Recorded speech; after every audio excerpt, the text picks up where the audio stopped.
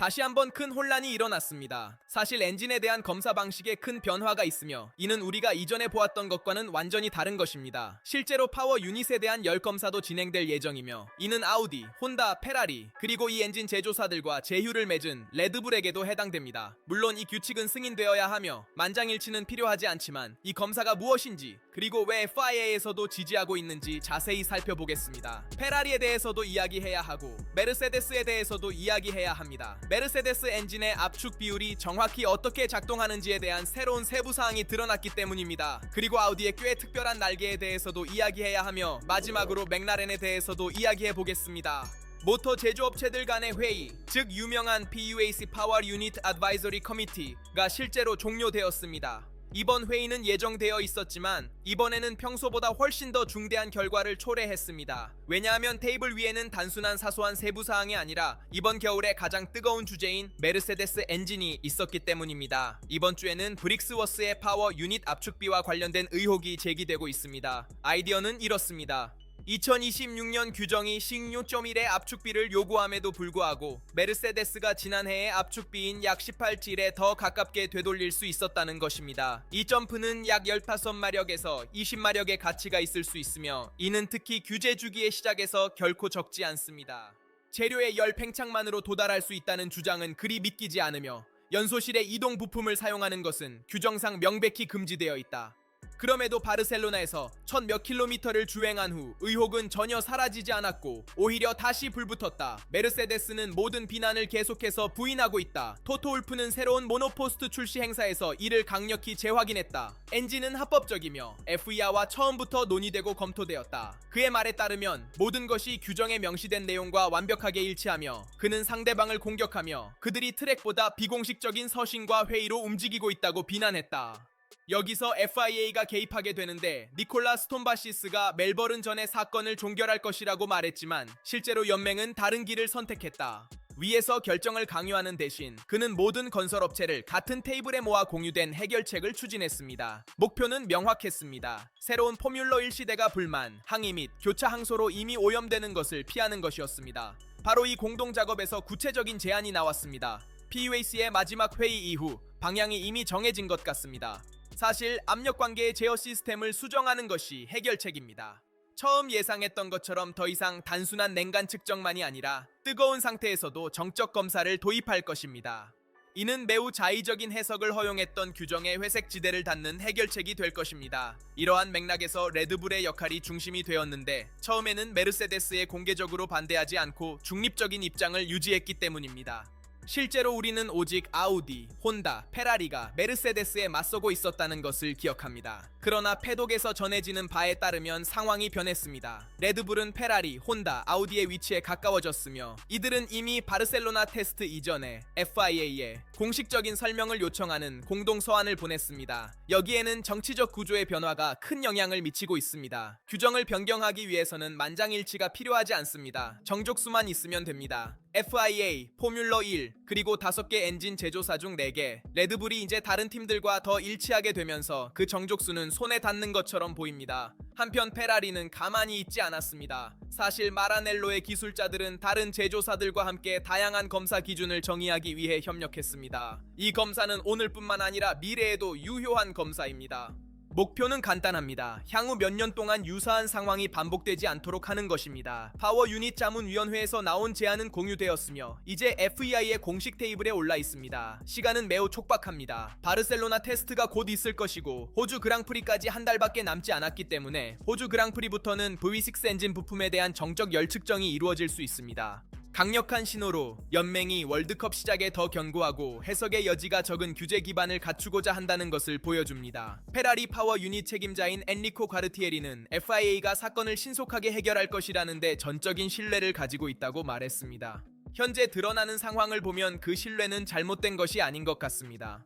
메르세데스 사건이 아직 마무리되지 않은 것 같고 포뮬러 1이 이 사건을 폭탄 시계가 되기 전에 해결하기로 결정한 것 같습니다. 새로운 기술 시대가 시작되면서 누군가가 이미 최고의 자리에 오르기 위한 속임수를 찾았다는 의혹으로 시작하는 것은 최악의 방법일 것입니다. 따라서 파워 유닛에 대한 열체크 제도는 호주 그랑프리부터 시행될 것이며 이는 페라리, 혼다, 아우디와 함께 레드불의 지지 덕분에 연맹에 의해 환영받았습니다. 따라서 엔진 제조사들 사이에 다수가 있습니다. 그리고 이것은 결코 평범한 시나리오가 아닙니다. 왜냐하면 며칠 전만 해도 메르세데스가 엔진과 압축비에서 길이 열려 있는 것처럼 보였고 모든 다른 팀들이 그 방향으로 나아가고 있었기 때문입니다. 이제 더 엄격한 검사가 있을 것이기 때문에 메르세데스가 어떻게 반응할지도 잘 지켜봐야 합니다. 메르세데스는 모든 팀과의 대결에서 궁지에 몰려 있습니다. 모든 것은 모든 엔진 제조사 간의 최종 투표로 확인되어야 합니다. 이 해결책은 신뢰할 수 있고 성능이 뛰어난 페라리 파워 유닛에 대해 야오코마주가 칭찬을 했다는 사실도 있습니다. 이는 규제 시작에 적합하다는 것을 의미합니다. 그러나 메르세데스 엔진의 작동 방식에 대한 추가 세부 사항이 드러났으니 주의해야 합니다. 우리는 메르세데스 엔진이 차가운 상태와 뜨거운 상태에서 어떻게 작동하는지 지켜봐야 합니다. 추가 세부 사항이 드러났기 때문입니다. 자동차, 오토바이 또는 런스포츠에 따르면 이는 단순히 금속 팽창 게임이 아니라 처음에 가정했던 것처럼 보입니다. 메르세데스 엔진에는 사실 각 실린더 내에 두 번째 연소 마이크로 챔버가 존재합니다. 차가운 상태에서 이 마이크로 챔버는 활성 상태를 유지하며 총 부피에 기여하여 엔진이 규정해서 정한 압축비를 준수할 수 있도록 합니다. 반면에 뜨거운 상태에서는 극도로 높은 작동 압력 덕분에 이 마이크로 챔버가 사실상 제외되어 부피가 줄어들고 압축비가 훨씬 더 높은 값으로 상승하게 됩니다. 그 결과 이론적으로 약 15마력의 이점이 발생하며 이는 트랙에 따라 몇십 분의 1초의 차이를 의미합니다. 하지만 아마도 가장 중요한 점은 이제 나타나는데 진정한 이익은 단순히 기계적인 것만이 아닐 수 있습니다. 새로운 지속 가능한 연료는 압축비가 18대 1에 가까운 상태에서 최대한으로 작동하도록 설계될 수 있습니다. 이는 가솔린에서 더 많은 에너지를 추출하여 효율성을 높이고 아마도 무게 측면에서도 이점을 얻는 것을 의미합니다. 그래서 겨울 동안 메르세데스가 확연히 우수하다는 이야기가 많이 나왔습니다. 다른 제조업체들이 이 솔루션을 단순한 속임수를 넘어서는 것으로 보기 시작했기 때문입니다. FIA는 현재로서는 시스템의 합법성을 인증했지만 열 상태에서의 정적 검사를 도입했습니다. 페라리, 혼다, 아우디 그리고 레드불조차도 새로운 포뮬러 1 시대에 단순한 조연이 될 생각이 없는 것 같습니다. 호주 그랑프리에서부터 가능한 항의에 대해 공개적으로 이야기하는 것은 우연이 아닙니다. 명백한 위험은 엔진에 대한 정치적 및 기술적 전쟁이 있을 수 있다는 것입니다. 바로 포뮬러 1이 새로운 규정의 단계를 시작해야 할 때 말입니다. 탈출구 중 하나는 뒤처진 사람들을 돕기 위해 고안된 추가 개발 기회인 아두오가 될 수 있습니다. 몇 차례의 경주 후에 파워 측면에서 2% 이상의 격차가 나타나면 경쟁력이 떨어지는 제조업체들은 예산 한도를 초과하지 않고 추가 개발 마진을 받을 수 있습니다. 그러나 그 사이에 모두가 이미 플랜 B를 생각하고 있습니다. 메르세데스와 유사한 마이크로 카메라를 설계하는 것은 이론적으로 가능하지만 시간이 짧지 않습니다. 그래서 누군가는 2027년에 도착할 솔루션에 대해 이야기하고 있습니다. 다른 사람들은 적어도 이 솔루션으로 시즌 중반에 도달하기 위해 3D 프린팅과 적층 제조를 통해 가속화하기를 희망합니다. 그리고 그것으로 충분하지 않다면 그럼 연료에 개입할 수 있습니다. FIA 유량계는 휘발유의 양이 아니라 에너지를 측정합니다. 각 FU는 특정 열량으로 인증되며 그곳에서 새로운 균형이 열릴 수 있습니다. 메르세데스의 이점을 즉시 줄이는 것은 그 전선에서 지나가는 것이 또 다른 카드가 될 수 있습니다. 결론적으로 느낌은 분명합니다. 경기는 전혀 끝나지 않았으며 단순한 기술적 세부 사항으로 보였던 것이 새로운 포뮬러 1의 첫 번째 진정한 충돌이 될 위험이 있습니다. 따라서 PUAC, 즉 파워 유닛 자문위원회가 추진하는 이 새로운 규정이 통과된다면 메르세데스는 모든 다른 엔진 제조업체에 맞서 코너에 몰릴 수 있습니다. 그들이 이미 해결책을 생각했는지 봐야 합니다. 왜냐하면 이 규칙이 통과된다면 제 생각에는 메르세데스가 이미 이에 대한 비계획을 준비해 두었을 것입니다. 그렇지 않으면 사실상 게임에서 제외될 것입니다. 또한 주행 중 및 비주행 중의 행동에도 주의해야 합니다. 각 실린더에 존재하는 이 미세 연소 카메라의 활성화는 결코 사소한 세부 사항이 아니며 바레인 테스트 이전의 새로운 포뮬러 1의 2단계에서 드러납니다. 메르세데스는 아직 카드를 공개하지 않았습니다. 실제로 바르셀로나에서는 그렇게 강력한 엔진을 보지 못했습니다. 사실 새로운 규제 시대의 신뢰성과 새로운 방식들을 시험해보며 숨겨져 있었습니다. 하지만 우리는 페라리가 바레인에 어떻게 준비하고 있는지에 대해서도 이야기해야 합니다. 실제로 다양한 엔진 제조사들, FIA와 포뮬러 1 간의 기술적이고 정치적인 논의가 있는 반면 팀들은 이 규제 시대의 새로운 자동차 개발과 공기역학적 개발에서 진전을 이루기 위해 노력하고 있습니다. 바르셀로나의 쉐이크다운 이후 페라리 SF26은 스포츠 관리의 확대경 아래 놓이게 되었으며 모든 비용을 들여 성능을 추구하기 위해서가 아니라 실제로 어떤 차인지 그리고 얼마나 성장할 여지가 있는지를 이해하기 위해서입니다. 바레인 테스트에서도 이해해야 할 목표가 바로 이것입니다. 첫 번째 목표 업데이트 패키지가 도착할 것입니다. 바르셀로나에서 신호는 고무적이었지만 올바른 방식으로 해석해야 합니다. 루이스 해밀턴이 기록한 최고의 최종 시간은 중심이 아닙니다. 페라리는 단순한 랩타임을 추구하지 않았고 답을 찾고 있었습니다. 마르넬로에 도착한 답변들은 긍정적으로 평가되었습니다. OXR에서 이끌고 있는 기술자들의 작업은 핵심 측면인 파워 유닛과 샤의 시간의 통합에 집중되었습니다. 이는 새로운 세대의 포뮬러카에서 매우 섬세한 영역입니다. 바로 그곳에서 페라리 SF26은 좋은 출발 기반을 보여주었습니다. 페라리가 가장 기쁘게 생각한 요소 중 하나는 상관관계입니다. 트랙에서 수집된 데이터는 풍동에서의 데이터와 일치하여 시뮬레이터의 즉각적인 업데이트를 가능하게 했습니다. 이는 단 한 가지를 의미합니다. 드라이버들이 핸들에서 느끼는 것이 시뮬레이터에서 보는 것과 점점 더 가까워지고 있습니다. 그리고 이는 개발을 가속화하는 데 있어 중요한 단계입니다. 그렇다고 해서 자만할 수는 없습니다. SF26은 잘 태어났지만 아직 아무도 마넬로가 실제 경쟁력에 대해 이야기하지 않습니다. 그 경쟁력은 모두가 정말로 밀어붙이기 시작할 때만 측정될 것입니다. 그래서 2월 18일부터 20일까지 마른에서 열리는 두 번째 테스트 세션이 결정적일 것입니다. 그곳에서 많은 가면이 벗겨질 것입니다. 파워 유닛 측면에서는 신뢰성 측면에서 고무적인 신호를 보였습니다. 공식 차량뿐만 아니라 고객 차량에서도요. 특히 AS에 대해 이는 프로젝트의 견고함을 확인하는 중요한 데이터입니다. 그곳에서 우리는 예선 시뮬레이션과 레이스 시뮬레이션이 이 엔진에 얼마나 중요한지 이해할 것입니다. 페라리 SF26이 모든 것을 끌어내야 할 때입니다. 그곳에서 우리는 진정으로 어디에 위치하는지 알게 될 것입니다. 그동안 페라리는 기술 구조를 계속 강화해왔습니다. 레이싱 불스에서 길럼 데 소토의 도착은 현재 성능 운영 책임자로서 세라와 바슬의 계획에서 전략적인 요소입니다. 중요한 역할을 하는 이유는 바로 그곳에서 차량의 개발과 최적화의 대부분이 이루어지기 때문입니다. 기술적인 관점에서 페라리 SF26은 매우 정확한 몇 가지 선택으로 두드러집니다. 지금까지 본 2026년 유일한 단일 좌석 차량으로 매우 컴팩트하고 삼각형 형태의 에어박스를 가지고 있습니다. 이는 파워 유닛의 냉각이 벤츠 쪽으로 확실히 이동했기 때문에 가능한 솔루션으로 예를 들어 2022년에 이미 보았던 철학을 따르지만 더욱 극단적으로 발전했습니다. 페라리는 또한 에따토와 작별을 구했습니다. 이는 이전 몇 년 동안 이 솔루션이 얼마나 효과적이었는지를 고려할 때 간단한 선택이 아닙니다. 그 자리에 알로에 연결 뒤에 위치한 배출구를 통해 흐름과 열을 관리하는 방식이 있습니다. 이는 측면의 열 추출에 기여합니다. 이를 통해 점점 더 날카로운 펜츠에서 작업할 수 있으며 페라리 엔진의 핵심 특징인 스틸 헤드를 활용하여 더 높은 온도에서 작동할 수 있습니다. 더 높은 온도는 복사체의 필요성을 줄이고 따라서 부피와 무게가 줄어들며 공기역학적 자유도가 증가함을 의미합니다. 바레인은 이 철학이 단순한 좋은 기반인지 아니면 더 야심찬 무언가의 시작인지 이해하는 데 도움이 될 것입니다. 페라리는 지름길을 찾고 있는 것이 아니라 확실성을 찾고 있으며 그것은 언제나 그렇듯이 트랙에서만 도달할 수 있습니다. 이 마지막 점에서 시작하고 싶습니다. 페라리 엔진의 강철 헤드를 사용하는 선택은 미래를 내다보는 선택입니다. 페라리 엔진은 다른 엔진에 비해 더 높은 온도에서 작동할 수 있기 때문에 냉각이 덜 필요합니다. 그래서 우리는 더 작은 복사체를 보며 그것들이 엔진 헤드 근처의 중앙보다 더 측면으로 이동했는지 확인합니다. 이는 공기역학적으로도 이점이 될 수 있으며 무게 측면에서도 이점이 될 수 있습니다.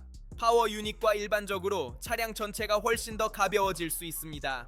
이 때문에 페라리는 이미 180pm의 파워 유닛 최소 중량에 도달할 수 있었고 이로 인해 차량도 규정의 최소 중량에 가까워졌습니다. 바레인에서는 공기역학 개발에 있어 또 한 걸음 나아가는 것이 중요할 것이며 페라리는 이를 위해 많은 노력을 기울이고 있습니다. 시뮬레이터 데이터와의 훌륭한 상관관계를 갖는 것이 매우 중요합니다. 이는 지난 몇 년간 페라리에서 부족했던 부분이며 이제 그들은 이를 달성했습니다. 최소한 바르셀로나의 데이터는 풍동 실험실의 데이터와 일치하고 있으며 이는 매우 중요합니다. 하지만 우리는 아우디가 자사의 모노포스트에서 어떻게 작업하고 있는지도 살펴봐야 합니다. 2026년 규정 개발에서 가장 큰 자유가 있었던 분야 중 하나는 능동 공기역학이었습니다. 사실 이제는 예전의 DRS가 아니며 더 이상 단순히 추월을 용이하게 하는 데만 사용되지 않고 이제는 항상 앞차와 관계없이 모든 직선에서 사용할 수 있는 도구가 되었습니다. 아우디가 눈에 띄는 솔루션을 내놓은 곳이 바로 여기입니다. 다른 팀들의 리어윙을 보면 논리는 거의 항상 동일합니다. 플랩은 입구 가장자리를 들어올리며 열리고 출구는 고정되어 있습니다. 피벗, 즉 회전점은 이동 가능한 플랩의 끝부분에 위치해 있습니다. 효과적인 솔루션으로 이제는 검증된 이 방법은 개방을 극대화하고 항력을 줄이는 데 초점을 맞추고 있습니다. 우리는 또한 알핀팀이 다른 팀들과는 다른 솔루션을 사용하여 플랩을 완전히 낮추는 것을 보았습니다. 반면 아우디는 다른 방식으로 접근하기로 결정했습니다. R26에서는 피벗이 앞이나 뒤가 아니라 중앙에 위치해 있습니다. 이것이 날개의 동작을 완전히 변화시키는 세부 사항입니다. 왜냐하면 플랩이 열릴 때 다른 모노포드처럼 거의 수평을 유지하지 않고 기울어지기 때문입니다. 결과적으로 시각적으로는 비뚤어진 날개처럼 보이지만 실제로는 흐름을 완전히 다르게 유도합니다. 공기는 단순히 흘러가는 것이 아니라 거의 아래로 밀려 내려갑니다. 공기역학적으로 볼 때 매력적인 선택인데 이는 흐름의 방향과 에너지를 변화시킵니다. 바로 날개가 저항이 낮은 구성으로 들어가는 순간입니다. 그리고 이는 능동 공기역학을 이해하는 다른 방법입니다. 최대 개방은 적지만 공기를 관리하는 방식에 대한 더 많은 제어를 제공합니다. 이 모든 것은 아우디에 대해 매우 명확한 것을 이야기합니다. 아우디는 더 극단적인 해결책을 찾고 있지 않습니다. 장기적인 프로젝트와 일관된 해결책을 찾고 있습니다. 비노토는 돌려 말하지 않고 목표는 즉시 승리가 아니라고 말했습니다. 하지만 2030년까지 세계 챔피언십에 도전할 수 있는 확고한 기반을 구축하는 것입니다. 이를 위해서는 실험하고 이해하며 성장할 수 있는 차가 필요합니다. 아우디 R26은 아직 진정한 아우디가 아닙니다. 첫 번째 단계이며 이 첫 번째 단계에서 아우디가 대회에 참여하기로 결정할 때 절대 다른 것을 복사하지 않는다는 것을 알 수 있습니다. 맥라렌에도 주목해야 합니다. 이미 바레인에서 예정된 계획을 확정했습니다. 사실 그들은 다른 팀들에 비해 약간 과체중인 것처럼 보입니다. 맥라렌 MCL40은 조금 더 무겁습니다. 하지만 그들은 바레인 테스트에서 차량을 개선하는 방법을 이미 개발했습니다. 첫 번째 세션과 두 번째 세션 모두에서 말이죠. 피아스트리는 이 규제 시대의 주행을 해석하는 새로운 방법에 대해 이야기했습니다. 안드레아 스텔라가 예정한 프로그램을 함께 살펴보겠습니다. 첫 번째 세션은 2월 11일부터 13일까지 진행되며 첫날은 오스카 피아스트리에게 전적으로 할애됩니다. 바르셀로나에서 시작된 작업을 계속하고 맥라렌 MCL40에 대한 이해를 심화하기 위해 하루 종일 회전 없이 진행됩니다. 기본 버전에서는 엔지니어의 전형적인 하루로 데이터, 상관관계, 미세 조정이 이루어집니다. 두 번째 날은 현재 세계 챔피언인 랜도 노리스에게 돌아가며 그 역시 하루 종일 차량을 가지고 작업을 이어갈 것입니다. 매우 가능성이 높게도 쉐이크다운 이후 첫 기술 혁신을 테스트하기 시작할 것입니다. 셋째 날은 나뉘어질 것이며 노리스는 오전에, 피아스트리는 오후에 주행할 것입니다. 첫 번째 테스트 주기를 마무리하기 위해 의도된 교차로 두 번째 바레인 세션으로 넘어가기 전에 교차 피드백이 있을 것입니다. 하지만 주의하세요. 모든 것은 그보다 훨씬 이전에 시작됩니다. 2월 10일, 맥라렌은 이미 필밍 데이를 위해 바레인에서 트랙에 나올 것입니다.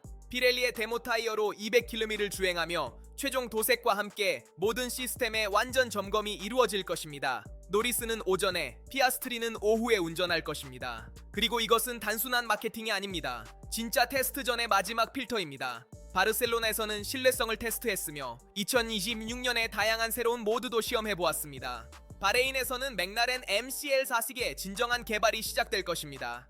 2025년에는 맥라렌에서 매우 중요한 업데이트가 있었고 맥라렌 내부에서도 매우 엄격한 규칙이 있었습니다.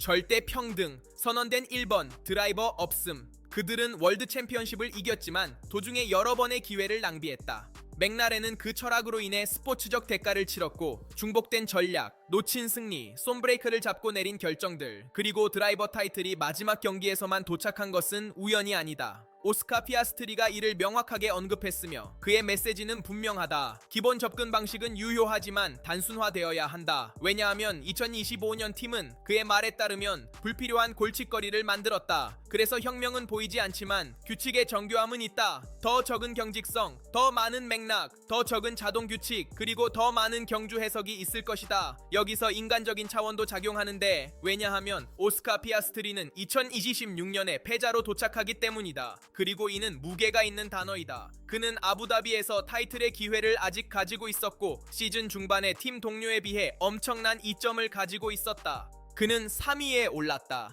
그러나 크리스찬 호너에 따르면 바로 이것이 열쇠다. 그 실망은 호주인에게 순수한 연료가 될 수 있다. 피아스트리는 젊고 노리스와 베르스타펜에 비해 상대적으로 경험이 부족하며 그렇기 때문에 엄청난 여지가 있다. 크리스찬 호너는 분명히 말한다. 오스카는 배울 것이고 성장할 것이며 2026년에는 상처받지만 동기부여가 될 것이다.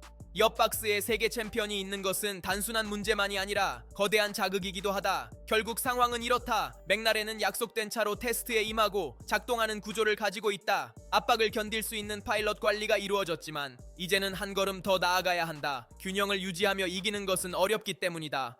기회를 포기하지 않고 이기는 것은 더욱 어렵다. 2026년은 맥라렌이 그 완벽한 균형점을 찾았는지 말해줄 것이다. 사실 2026년은 맥라렌의 해가 될 것이며 2025년에 비해 재확인하려고 노력해야 한다. 모든 것을 이긴 곳, 콘스트럭터 타이틀, 노리스와 함께한 드라이버 월드 챔피언십. 하지만 2026년에 맥라렌이 경쟁력이 없을 경우 내부 문제가 발생할 수 있습니다.